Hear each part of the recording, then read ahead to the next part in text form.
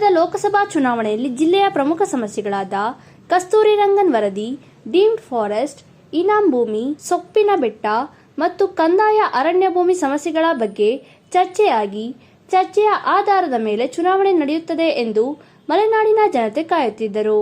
ಆದರೆ ಈ ಎಲ್ಲ ಸಮಸ್ಯೆಗಳನ್ನು ಮರೆಮಾಚಿ ಬೇರೆ ವಿಚಾರಗಳನ್ನು ಚರ್ಚೆಗೆ ತಂದು ಸಮಸ್ಯೆಗೂ ಚುನಾವಣೆಗೂ ಸಂಬಂಧವಿಲ್ಲದಂತೆ ನಡೆದುಕೊಂಡಿರುವುದು ಜಿಲ್ಲೆಯ ಜನರಿಗೆ ಮಾಡಿದ ದ್ರೋಹವಾಗಿದೆ ಎಂದು ಕಸ್ತೂರಿ ರಂಗನ್ ವರದಿ ವಿರೋಧಿ ಮತ್ತು ಮುಳ್ಳಯ್ಯನಗಿರಿ ಸಂರಕ್ಷಿತ ಮೀಸಲು ಪ್ರದೇಶ ವಿರೋಧಿ ಹೋರಾಟ ಸಮಿತಿಯ ಪ್ರಧಾನ ಸಂಚಾಲಕರಾದ ಎಸ್ ವಿಜಯ್ ಕುಮಾರ್ ಅವರು ಹೇಳಿದರು. ಬೆಟ್ಟ ವಿಚಾರ ಇರಬಹುದು, ಕಂದಾಯ ಭೂಮಿ ಮತ್ತು ಅರಣ್ಯ ಭೂಮಿಗಳ ಬಗ್ಗೆ ಬೈಫರ್ಕೇಶನ್ ವಿಚಾರ ಇರಬೇಕು. ಈ ಎಲ್ಲದನ್ನ ನಾನು ಮಾಡ್ತೀನಿ ಅಂತಕ್ಕಂಥ ಹೇಳ್ತಕ್ಕಂಥ ಕ್ಯಾಂಡಿಡೇಟ್ಗಳು ಯಾರು ಮುಂದೆ ಬರಲಿಲ್ಲ. ಇಲ್ಲಿ ತನಕ ಯಾಕೆ ಆಗಿಲ್ಲ ಅಂತ ಚರ್ಚೆ ಮಾಡ್ತಕ್ಕಂಥ ಪಕ್ಷಗಳು ಸಹ ಮುಂದೆ ಬರದೇ ಇರ್ತಕ್ಕಂಥದ್ದು ಇವತ್ತು ದುರಾದೃಷ್ಟ ಅಂತಕ್ಕಂಥದ್ದನ್ನು ನಾವು ಇವತ್ತು ಹೇಳಿ ಬಯಸ್ತಾ ಇದ್ದೀವಿ.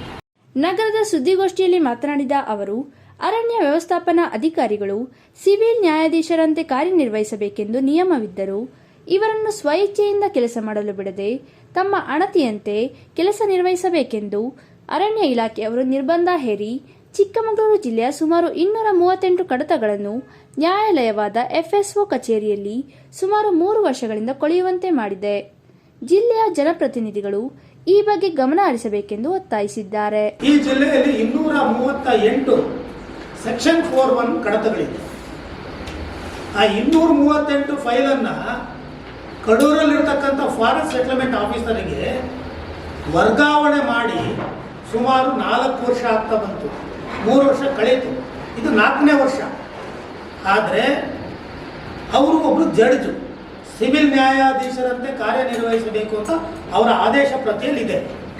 ಅವರು ಈವನ್ DFO ಅವರಿಗೂ ಸಹ ಒಬ್ಬರು ಪ್ರತಿವಾದಿಯಾಗಿ ತಮ್ಮ ಕಚೇರಿಗೆ ಕರೆಸ್ಕೊಂಡು ಅವರಿಂದ ವಿವರಣೆ ಪಡಿತಕ್ಕಂಥ ಒಂದು ಅವಕಾಶವನ್ನು ಅವರಿಗೆ ಸರ್ಕಾರ ಮಾಡಿಕೊಟ್ಟಿದೆ. ಆದರೆ ಇವತ್ತು ಬಂದಿರತಕ್ಕಂಥ ಈ FSOಗಳು ಏನು ಮಾಡಿದ್ರು ಅಂದರೆ 3 ವರ್ಷದಿಂದ ಏನು DFOಗಳು ಹೇಳ್ತಾರೆ ಅದನ್ನು ಮಾತ್ರ ಪಾಲನೆ ಮಾಡಿಕೊಂಡು ಇವತ್ತು ಅರಣ್ಯ ಸಮಸ್ಯೆನ ಜೀವಂತವಾಗಿಸಿದ್ದಾರೆ. ಈಗ ಅವರು ಯಾವುದೇ ಒಂದನ್ನು ಮಾಡಿರ್ತಕ್ಕಂಥ ಕೆಲವೊಂದರಲ್ಲಿ, ಉದಾಹರಣೆಗೆ ಈಗ ಇಲ್ಲಿ ಅಂಡ್ರವಳ್ಳಿ ರಿಸರ್ವ್ ಅಂತ ಹೇಳ್ಬಿಟ್ಟು ಒಂದನ್ನು ಮಾಡಿದ್ದಾರೆ, ಜಾಗ್ರ ರಿಸರ್ವ್ ಅಂತ ಹೇಳ್ಬಿಟ್ಟು. ಅದರಲ್ಲಿರ್ತಕ್ಕಂಥ ಜನರ ಬಗ್ಗೆ ಯಾವುದೇ ಕ್ರಮ ತಗೊಂಡಿಲ್ಲ. ಅದೇ ರೀತಿಯಲ್ಲಿ ಈ ಹಲವಾರು ಏನು ಸರ್ವೆ ನಂಬರ್ಗಳನ್ನು, ಈ ಬ್ಲಾಕ್ಗಳನ್ನು ಇವರು 17 ಮಾಡಿ ಆದೇಶಕ್ಕೆ ಮುಂದೆ ಹಾಕಿದ್ದಾರೆ. ಆದರೆ ಅದರಲ್ಲಿರ್ತಕ್ಕಂಥ ಜನರ ಬಗ್ಗೆ ಯಾವುದೇ ರೀತಿಯ ಯೋಚನೆ ಮಾಡಿಲ್ಲ. ಸ್ಥಳೀಯ ಅಭಿವೃದ್ಧಿಗೆ ಯಾವುದೇ ರೀತಿಯ ಅವಕಾಶಗಳು ಕೊಟ್ಟಿಲ್ಲ. ಅರಣ್ಯಾಧಿಕಾರಿಗಳು ಏನು ಹೇಳ್ತಾರೋ ಅದರ ಏನು ಅವ್ರು ಹೇಳಿದ ಕೆಲಸಗಾರರಂತೆ ಇವ್ರು ಕೆಲಸ ಮಾಡಿದ್ದಾರೆ ಬಿಟ್ಟರೆ ಇವರು ಜಡ್ಜ್ ಅಂತ ಕೆಲಸ ಮಾಡಲೇ ಇಲ್ಲ. ಇವತ್ತಿನ ತನಕ ಮಾಡಿದಲೆ ಈಗಾಗಲೇ ಚಿಕ್ಕಮಗಳೂರು ಮತ್ತು ಮೂಡಿಗೆರೆಯ ಹಲವಾರು ಫೈಲ್ಗಳನ್ನು ಚಿಕ್ಕಮಗಳೂರಿಗೆ ಬಂದಿರತಕ್ಕಂಥ ಹೊಸಬರು FSOಗೆ ಟ್ರಾನ್ಸ್ಫರ್ ಮಾಡಿದ್ದಾರೆ. 3 ವರ್ಷ ಅಲ್ಲಿ ಬಳಸಿ ಇವತ್ತು ಇಲ್ಲಿಗೆ ಟ್ರಾನ್ಸ್ಫರ್ ಮಾಡಿದ್ದಾರೆ. ಇವತ್ತು ಏನು ನಡೆದು ಮುಗಿದಂಥ ಚುನಾವಣೆಯಲ್ಲಿ ನಮ್ಮ ಜಿಲ್ಲೆಯ ಸಮಸ್ಯೆಗಳು ಏನು ಪ್ರತಿಫಲಿಸಬೇಕಿತ್ತು ಅವು ಯಾವುವು ಆ ಸಮಸ್ಯೆಗಳು ಚರ್ಚೆಗೆ ಬರದೇ ಇರತಕ್ಕಂಥದ್ದು ಇವತ್ತು ವಿಪರ್ಯಾಸ. ಈ ಜಿಲ್ಲೆಯಲ್ಲಿರ್ತಕ್ಕಂಥ ಅರಣ್ಯ ಸಮಸ್ಯೆಗಳಾದಂಥ ಕಸ್ತೂರಿ ರಂಗನ್ ವರದಿ ಬಗ್ಗೆ ಚರ್ಚೆ ಆಗಬೇಕಿತ್ತು. ಈ ಜಿಲ್ಲೆಯಲ್ಲಿರ್ತಕ್ಕಂಥ ಡೀಮ್ಡ್ ಫಾರೆಸ್ಟ್ ಸಮಸ್ಯೆ ಬಗ್ಗೆ ಚರ್ಚೆ ಆಗಬೇಕಿತ್ತು.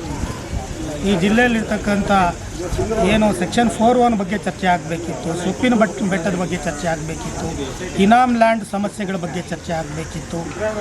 ಏನು ರಿಸರ್ವ್ ಫಾರೆಸ್ಟ್ ಒಳಗೆ ಈಗ ಆಲ್ರೆಡಿ ಮೀಸಲು ಅರಣ್ಯದಲ್ಲಿ ಜೀವನವನ್ನು ಕಟ್ಟಿಕೊಂಡಿದ್ದಾರೆ, ಆ ರೈತರುಗಳ ಬಗ್ಗೆ ಚರ್ಚೆ ಆಗಬೇಕಿತ್ತು. ಯಾಕಪ್ಪ ಈ ಎಲ್ಲ ವಿಚಾರ ಹೇಳ್ತಾ ಇದ್ದೀವಿ ಅಂದರೆ, ಈ ಎಲ್ಲ ಸಬ್ಜೆಕ್ಟ್ಗಳು ಕೇಂದ್ರ ಸರ್ಕಾರದ ಅಧೀನದಲ್ಲಿ ಬರ್ತಕ್ಕಂಥ ಅರಣ್ಯ ಏನು ಕೇಂದ್ರ ಪರಿಸರ ಇಲಾಖೆ ನಿರ್ಧಾರ ತಗೊಳ್ತಕ್ಕಂಥ ವ್ಯಾಪ್ತಿಯಲ್ಲಿ ಬರ್ತಕ್ಕಂಥ ಸಬ್ಜೆಕ್ಟ್ಗಳು. ಆದರೆ ನಡೀತಾ ಇರ್ತಕ್ಕಂಥದ್ದು ಕೇಂದ್ರಕ್ಕೆ ಚುನಾವಣೆ, ಆದರೆ ವಿಚಾರಗಳು ಮಾತ್ರ ಬೇರೆ ಬೇರೆ ವಿಚಾರಗಳು ಚರ್ಚೆ ಆಗಿರ್ತಕ್ಕಂಥದ್ದನ್ನು ನಾವು ಇವತ್ತು ದುರಾದೃಷ್ಟ ಅಂತ ಹೇಳ್ತಾ ಇದ್ದೀವಿ. ಇನ್ನು ನಾವು ಈಗಾಗಲೇ ನಮ್ಮ ಜಿಲ್ಲಾಡಳಿತ ತಗೊಂಡ್ರೆ ಈಗ ಜಾಯಿಂಟ್ ಸರ್ವೆ ಮಾಡ್ತೀವಿ ಅಂತ ಹೇಳ್ಬಿಟ್ಟು ನಮ್ಮಗಳ ಹೋರಾಟ ನಾವೇನು ಜನತಾ ದರ್ಶನ ಆಯಿತು, ಆ ಸಂದರ್ಭದಲ್ಲಿ ಮನವಿಯನ್ನು ಕೊಟ್ಟಿದ್ವಿ. ಆ ಮನವಿಗೆ ನಮಗೆ ಹಿಂಬರಹ ಕೊಟ್ಟಿದ್ದು ಸದ್ಯದಲ್ಲಿ ನಾವು ನಿರ್ಧಾರವನ್ನು ಕೈಗೊಂಡು ಸರ್ಕಾರದ ಮಟ್ಟದಲ್ಲಿ ನಿರ್ಧಾರ ಕೈಗೊಳ್ತೀವಿ ಅಂತ. ಅದಾದ ಸುಮಾರು 15ರಿಂದ 1 ತಿಂಗಳಲ್ಲಿ ಕಟಾರಿ ಅವರು ಬಂದು ನಾವು ಜಾಯಿಂಟ್ ಸರ್ವೆ ಮಾಡ್ತೀವಿ ಅಂತ ಒಂದು ಟೀಮನ್ನು ರಚನೆ ಮಾಡಿದ್ವಿ. ಆ ರಚನೆ ಮಾಡಿದಂಥ ಟೀಮು 12 ಏನು ಸರ್ವೆ ನಂಬರ್ಗಳನ್ನು ಇಲ್ಲಿ ತನಕ ಸರ್ವೆ ಮಾಡಿದೆ. DF4 ನಮಗೆ ಹೇಳಿದ್ದಾರೆ ಸೈಟ್ಗಳನ್ನ ಕೊಡಲಿಕ್ಕೆ ನಿಮಗೆ ತೊಂದರೆ ಆಗೋದಿಲ್ಲ, ಆಲ್ರೆಡಿ ಸರ್ವೆ ಮಾಡಿಸಿದ್ದೀವಿ ಅಂತ. ತಹಶೀಲ್ದಾರ್ ಹೇಳಿದ್ದಾರೆ ಸರ್ವೆ ಆಗಿದೆ ಅಂತ. ಸರ್ವೆ ಆಫೀಸ್ನವ್ರು ಹೇಳಿದ್ದಾರೆ ಸರ್ವೆ ಆಗಿದೆ ಅಂದರೆ. ಆದರೆ ಸರ್ವೆ ಆಗಿರ್ತಕ್ಕಂಥ ರೀತಿ ಹೇಗಾಗಿದೆ, ಯಾವುದನ್ನು ಬಿಟ್ಟಿದ್ದಾರೆ, ಯಾವ ರೀತಿ ನಕ್ಷೆಯನ್ನು ಮಾಡ್ತಾ ಇದ್ದಾರೆ. ಯಾಕಂದರೆ ಡೀಮ್ಡ್ ಫಾರೆಸ್ಟ್ ಆಗಲಿ ಅರಣ್ಯ ಇಲಾಖೆದಾಗಲಿ ಯಾವುದೇ ರೀತಿಯ ಸ್ಕೆಚ್ ಇಲ್ಲ ಇಲ್ಲಿ ತನಕ.